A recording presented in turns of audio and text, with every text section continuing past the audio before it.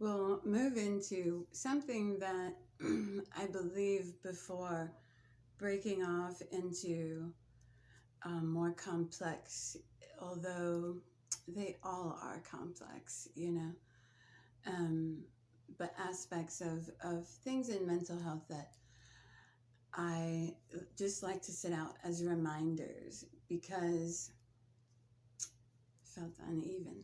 Because whether it's in a cubicle setting, cubicle like in the office or things like that, where people have a very small space to call their own, and yet amongst a lot of people performing, doing that task, performing those tasks or whatever. Or if it's in a warehouse setting, they're needing all that perhaps strength, being around an environment of a lot of testosterone, maybe, and then getting home to a partner, having to bring down all that, and that causing maybe a little anxiety. Something else might be in school, and I'd like to keep this adult, but I'm also refraining to uh, certain things that I like to put only on the OnlyFans because it's a different context and anxiety occurs in the bedroom too. But for purposes of hopefully doing things somewhat right this time, um, keeping those things out. So making it accessible to if you're in college, in the classroom, and that too, shifting from one room with one energy and studying one thing to another room, maybe of more comfort, more amongst friends, but then noticing how you're thrown in from one classroom to the other to solitary study, and so being pulled in different directions can also increase anxiety from maybe simply coming from your hometown and being in your comfort zone, knowing exactly where to go when you needed a recharge space, this, that, or the other. The um, different jobs, different positions, lawyer, craftsman, sales, all those can involve uh, different levels of skills and whatever necessary, but the mental health aspect, how do you feel? And also, how does the mind uh, react to these things? And how can you respond to these things a bit better? Now, we all know different techniques that are being thrown out there, like breath, breathing.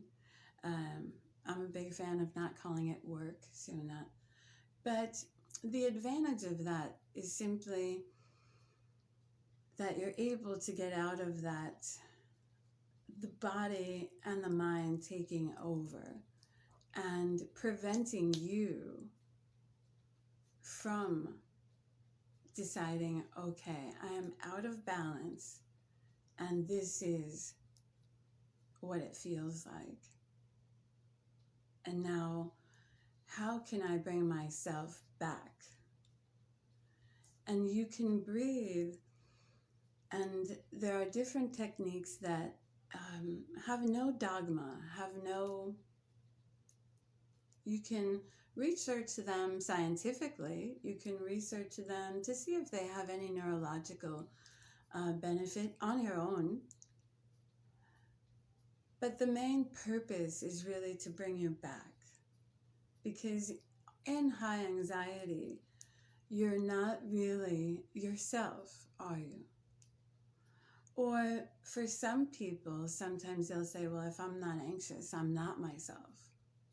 That's another thing to look out for, because then we have this attachment to that anxiety as well, now developed or having. My mother is one of those people. It's almost, she'll say, I do need to be worrying about something. And worry is also not the same as anxiety, but all that worrying will give you anxiety. That is why listening to your inner talk, your inner chatter, how you talk to yourself, and what are you talking about to yourself? What's going on over and over? Where's the hamster going? Tick, tick, tick, tick, tick, tick, tick, tick, tick. And sometimes we can tell once the hamster achieves the goal, and the anxiety could very well be gone because the need or desire or whatever was met, the hamster will begin looking for something else to worry about, to be anxious about.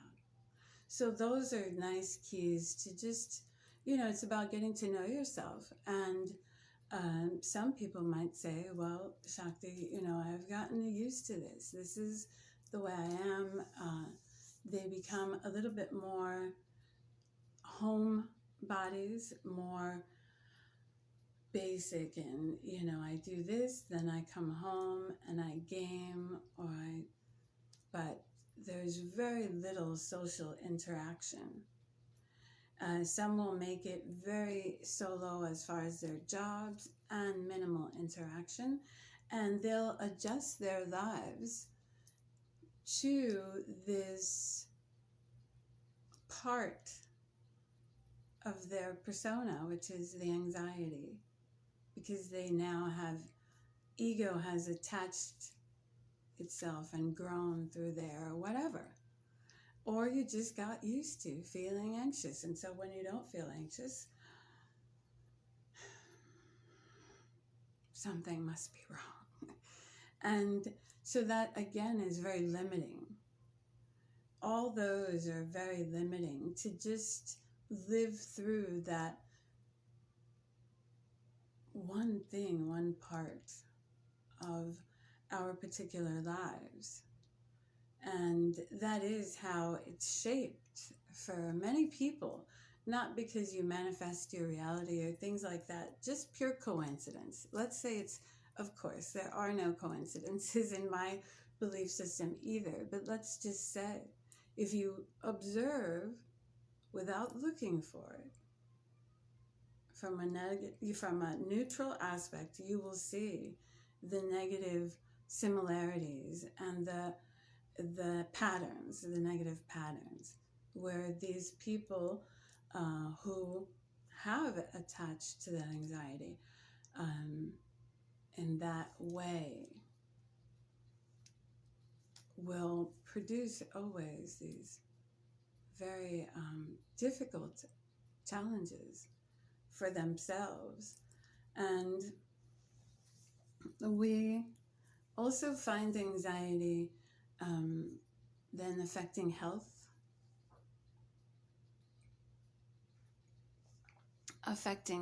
into a way that then will say, well, we lack energy, or if manic or hyper, will even be more hyper because there's now this restlessness.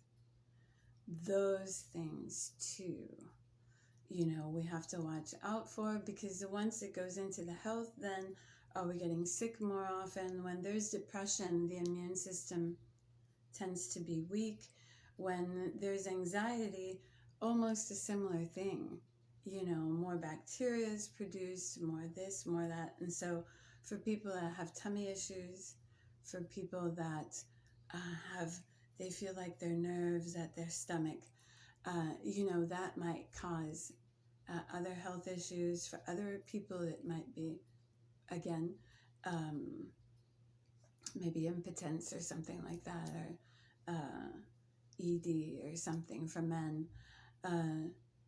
And they may also, men sometimes will have other masculine problems coming from that lack of masculine interaction and things like that, where there's this toxicity that goes deeper and maybe affects the prostate and things. So, or some women during a very high anxiety period, a high stress period, might have a hard time having babies, making babies. So it can go into health factors, um, allergies, anything like that can be something that. So it is important to watch out for. And it is important to take note of, just for the simple, I want to be a better athlete, or I want to be a better this or that. Therapy is something that everyone will recommend. I too. Uh, you can explore different therapists. I would recommend, just for the sake of saving you money, explore maybe free online therapies, or therapies or packages that offer you true, really well reviewed, good, Better Business Bureau reviewed and all that. And you can explore those free services and maybe explore different therapies, because there are many different types of therapies, and there are many different types of therapists.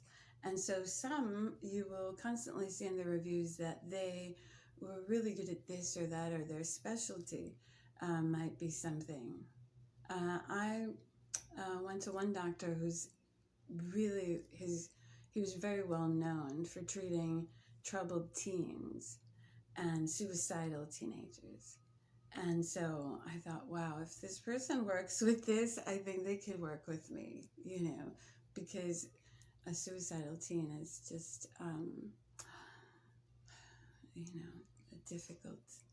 difficult specialty. And my heart, goes out to him and to all who experience that, including myself when I did. So it's anxiety can take us into darker, we can begin spiraling. Panic mode, for people who experience panic, it could even evolve into something where people are shut in because they experience extreme panic when they're outside, and then now they constantly get triggered by outside anxiety on our way to panic. There are other conditions that increase that anxiety. So any, agoraphobic or things like that might begin feeling that anxiety when they're starting. That might be a symptom. The anxiety might be a symptom of something that goes into another spectrum. So therapy, you've got to explore as well. And it's not just like, well, I went to therapy once, I didn't like it. Because if you're mindful and you're just responsible, take ownership for your healing or for your getting better at this, without any new age, if you're dedicated and self-devoted to getting better at this, and I say getting better at it because the anxiety, yes, is a part of the character. And it might transform into something else. It might end up being a big strength. So, strength in your logically deciding what you're going to do and what you're not going to do. So therapy to me is a huge plus. Medication, especially after my last experiences with Big Pharma, I say the same thing, where depending on who you go to therapy for, if you do need psychiatry, which is there, or a general practitioner that perhaps they'll say, well, I'm going to prescribe you this for your anxiety. Run it by your therapist, maybe get some looking into it, and decide if that's something that you want to use to help you get better, be better, aside from this, with this, whatever. And, and there might come a time when you're like, I used to have a lot of high anxiety, and now when I feel anxious, I just really start analyzing, what am I feeling anxious about? And people will tell different stories of how they went through their lifetime with anxiety and how it it affected them, or, whatever, but it'll be their own instead of being trapped by it. It'll be their own account of this is how I lived with it instead of this is how I became trapped by it. So medication, again, as long as it's going to be you're not going to use it as a crutch, it's not going to affect your other organs. Read all the side effects, all those things. There's not one medicine right for they affect people in different ways. So the medication and good therapy, of course, or trying something else to act as medication. So whether it's a yoga or whether it's martial arts or boxing or going to the gym, something that is your therapy, creating music, drumming, whatever, building something, taking time in the garden, something that is your regular therapy. And practice that. But definitely give yourself time. And notice how, when you're anxious, what you eat, how you're eating. Maybe look up some nutrition for anxiety or for, or for calming the nerves. There are many teas and things like that. But you might also look up something like cryotherapy, red light. There's something that eases your soul, that you feel, okay, it eases my body. I feel a massage, anything like that, a massage chair, many things. If you have anxiety about being out in those type of restoration things, then maybe look for things that you can do at home. And you can do a few things in the privacy of your home that are, maybe just read some comics or do something where you can just entertain the fact that you are, there, and that there's no reason for you to have anxiety. You're in your room, everything's cool, the temperature's okay, or maybe you're outside. And just spending, even if it's just a minute, being okay with being okay. And we'll continue.